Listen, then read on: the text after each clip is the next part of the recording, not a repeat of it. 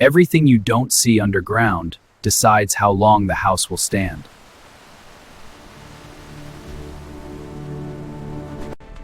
Now the skeleton of the house begins to take shape.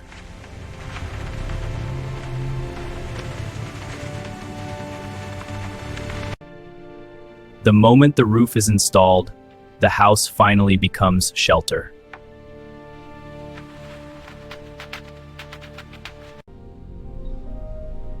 Now the house starts showing its personality. A pool isn't decoration, it's engineering hidden underwater. Levels are good. Compacting this section now. Copy. Base is firming up well. Steel is the hidden strength that keeps the water where it belongs. Now the pool takes its permanent shape. After weeks of rough work, the transformation begins.